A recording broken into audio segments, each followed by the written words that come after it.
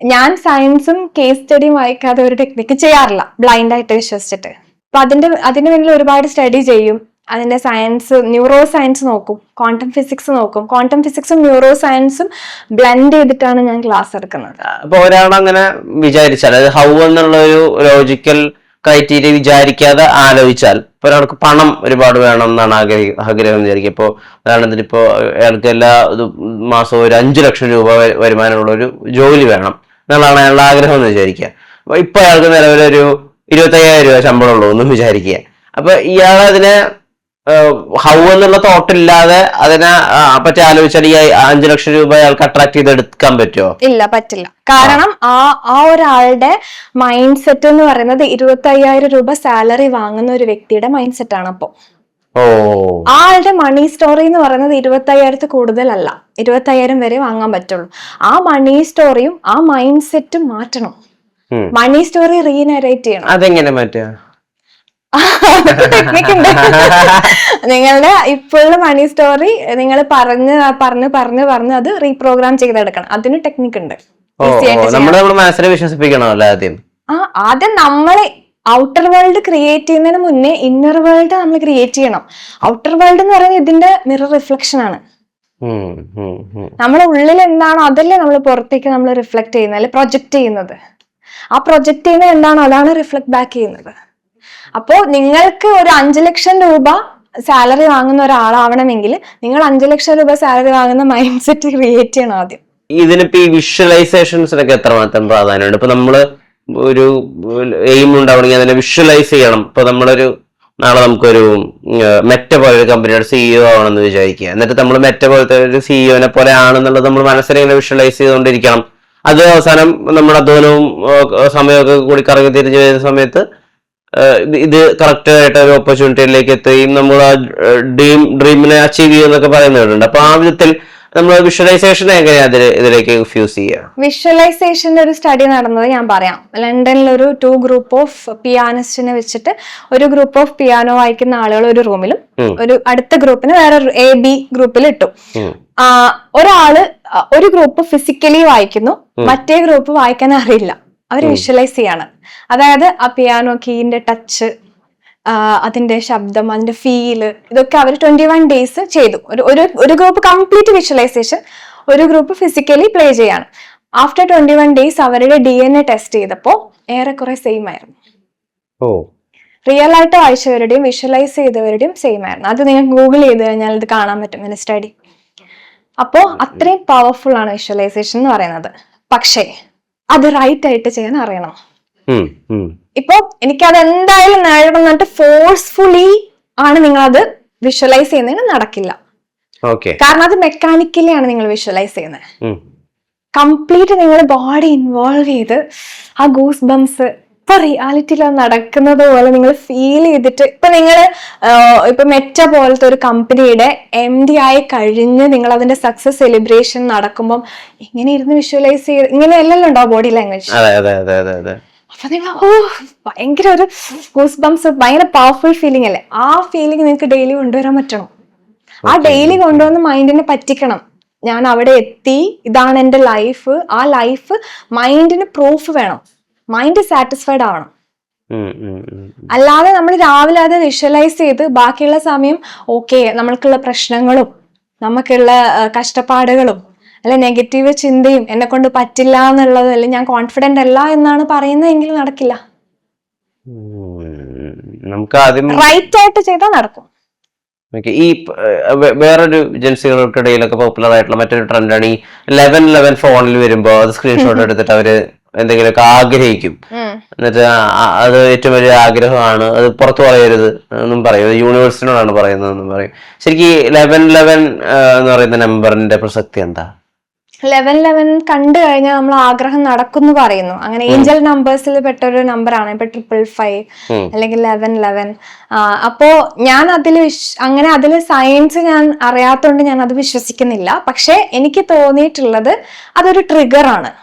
Like എനിക്കൊരു ആഗ്രഹം ഉണ്ടെങ്കിൽ ഞാൻ ആ നമ്പേഴ്സ് കാണുമ്പോൾ ഞാൻ മൈൻഡിന് കൊടുക്കുന്ന മെസ്സേജ് ആണ്, ഇതിപ്പം മാനിഫെസ്റ്റ് ആകും അല്ലെങ്കിൽ റിയാലിറ്റിയിലോട്ട് വരും എന്നുള്ളൊരു ട്രിഗറാണ്. ഇപ്പൊ നമ്മൾ അമ്പലത്തിൽ പോവാണ്, അമ്പലത്തിൽ പോകുമ്പോൾ നമ്മൾ എല്ലാം നടക്കും എന്നുള്ളൊരു വിശ്വാസമൊന്നുമില്ലല്ലോ, നമ്മളൊരു ആശ്വാസത്തിന് പോവാണ് അല്ലെ, നമുക്കൊരു ഫീലിംഗ് കിട്ടാൻ വേണ്ടി.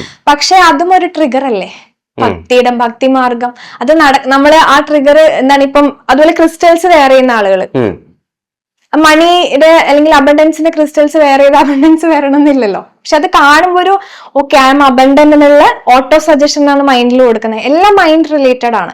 അത് കാണുമ്പോൾ ഒരു ട്രിഗർ മാത്രമാണ് ഇത്, അല്ലാണ്ട് അത് കണ്ടുകൊണ്ട് എനിക്കിത് മാനിഫെസ്റ്റ് ആവുമെന്നില്ല. അപ്പൊ ഈ ഈവിളൈ എന്നൊക്കെ പറഞ്ഞിട്ട് അതിനെ മാറ്റാൻ വേണ്ടിട്ട് കണ്ണിന്റെ സിമ്പലൊക്കെ ഉള്ള കുറെ ബ്രേസ്ലെറ്റുകളൊക്കെ ഇട്ട് നടക്കുന്ന ആളുകളെയും കാണാം.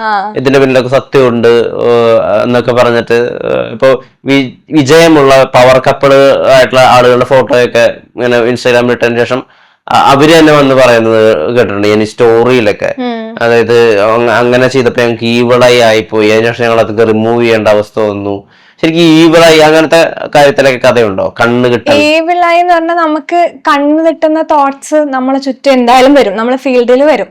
അപ്പൊ നമ്മളെ ഫീൽഡ് അത് എടുക്കണമെങ്കിൽ നമ്മൾ ലോ വൈബ്രേഷനിലുള്ള ഒരാളാണെങ്കിൽ ഈവിളായി വരും.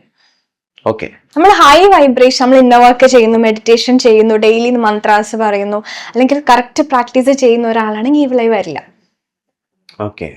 അങ്ങനെയാണെങ്കിൽ ഏറ്റവും ഇപ്പം ലാലേട്ടന്റെ ലൈഫ് തന്നെ എടുക്കാം, അപ്പം എത്ര ഈവിളായി വരണം? അത്ര ഫേമസ് ആയ ആളുകളുണ്ട്. ഇപ്പൊ ഇലൺ മസ്ക്, എത്ര ഈവിളായി വരണം? അവർക്കൊന്നും എന്തുകൊണ്ട് വരുന്നില്ല? നമ്മൾ ഏറ്റവും ലോ വൈബ്രേഷൻ ആണ്. നമ്മൾ ചിലപ്പം ആളുകളെ പറ്റി കുറ്റം പറയുന്നുണ്ടാവാം, കുറ്റം പറയുന്നതാണ് ഏറ്റവും ലോ വൈബ്രേഷൻ.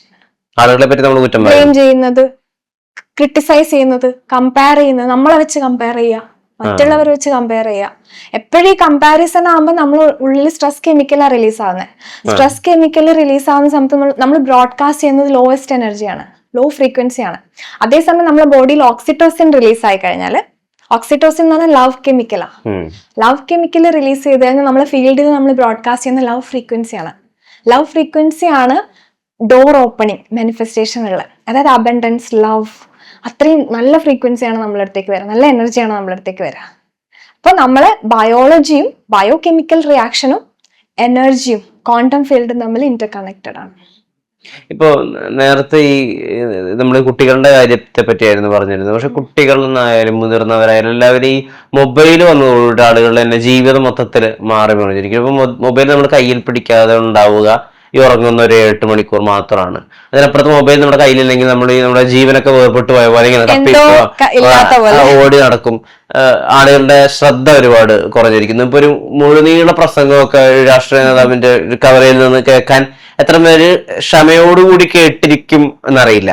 അങ്ങനെ പുസ്തകം ആദ്യം അധ്യാന്തം ഒറ്റ ഇരിപ്പിന് വായിക്കുന്ന ആളുകളെ കാണാനില്ല. ഇപ്പൊ ട്രെയിനിലോ പണ്ട് ബസ് സ്റ്റോപ്പുകളിലൊക്കെ നിരന്തരം പുസ്തകങ്ങൾ വായിക്കുന്ന, പത്രങ്ങൾ വായിക്കുന്ന ആളുകളുണ്ടായിരുന്നു. അത് കുറഞ്ഞുപോയി.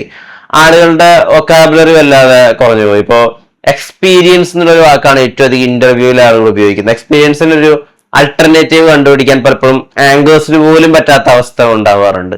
ഇപ്പൊ മൊബൈൽ വന്നതോടുകൂടി കുറെ കാര്യങ്ങൾ എളുപ്പത്തിലായപ്പോ നമ്മുടെ അധ്വാനം കുറഞ്ഞു. അത് നമ്മളെ ഏതൊക്കെ രീതിയിൽ ബാധിച്ചിട്ടുണ്ടെന്ന് ഡോക്ടർ ഒബ്സർവ് ചെയ്തിട്ടുള്ള? എനിക്ക് തോന്നാറുള്ളത് ഇത്രയും നോളജ് നമുക്ക് ആവശ്യമില്ല.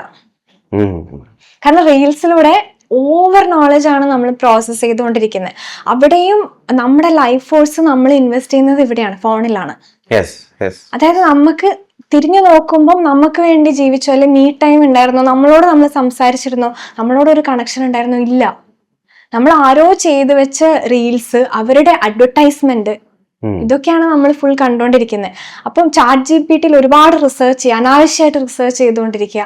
അപ്പൊ ഇത്രയും നോളജ് നമുക്ക് ആവശ്യമില്ല. പിന്നെ അത് മാത്രമല്ല, ഇപ്പൊ ഒരു റീല് 1 മിനിറ്റ് ഉള്ള ഒരു റീലാണെങ്കിൽ ആ 1 മിനിറ്റ് കാണുന്നില്ല ഇപ്പൊ ആൾക്കാർ. ഇല്ല, കാണുന്നില്ല. ചിലപ്പോൾ ഓടിച്ചു വിടും അല്ലെ, ചിലപ്പം കുറച്ച് കണ്ടിട്ട് സ്ക്രോൾ ചെയ്യും. അപ്പം ചിലപ്പോൾ ആദ്യം കാണുന്നത് ഭയങ്കര തമാശയായിരിക്കും, അപ്പൊ നമ്മൾ ഒരുപാട് ചിരിക്കുകയാണ്. അടുത്തത് കരയേണ്ട വീഡിയോ ആയിരിക്കും. അതായത് ഓരോ സെക്കൻഡിൽ ഓരോ ഇമോഷൻ ആ ബോഡിക്ക് കൊടുക്കുന്നത് നമ്മള്. അപ്പൊ അത് കണ്ട് കരയും. അത് കണ്ട് അടുത്തത് നമുക്ക് ഇവൻ എന്താ ഇങ്ങനെ ചെയ്തേ, ഒരു റിവെഞ്ച് ഫീലിംഗ് ആയിരിക്കും. അപ്പോ ഓരോ സെക്കൻഡിലും ബ്രെയിൻ കൺഫ്യൂസ്ഡ് ആണ്. അല്ല ഇവനിപ്പം ചിരിച്ചു, ഇനിയിപ്പൊ അടുത്ത ഞാൻ കരയേണ്ട കെമിക്കലാണല്ലോ റിലീസ് ചെയ്യേണ്ടത്, ഇവനിപ്പോ പേടിക്കാണോ, ഇനിയിപ്പൊ ഞാൻ അടുത്ത കെമിക്കൽ. അപ്പം ബയോളജിക്കലി നമ്മള് എന്താണ് സ്റ്റേബിൾ അല്ല. ബ്രെയിനും കൺഫ്യൂസ്ഡ് ആണ്, ബോഡിയും കൺഫ്യൂസ്ഡ് ആണ്, നമ്മളും കൺഫ്യൂസ്ഡ് ആണ്. അപ്പോ ഇതിന്റെ ആവശ്യമില്ലാന്ന് എനിക്ക് തോന്നാറുണ്ട്. കാരണം ഇങ്ങനെ നമ്മൾ ഇൻകൺസിസ്റ്റന്റ് ആയിട്ട് ബയോകെമിക്കൽ റിയാക്ഷൻ ബോഡിയിൽ നടക്കുമ്പോഴാണ് ആളുകൾ ഡിപ്രഷനിലോട്ട് പോകുന്നത്.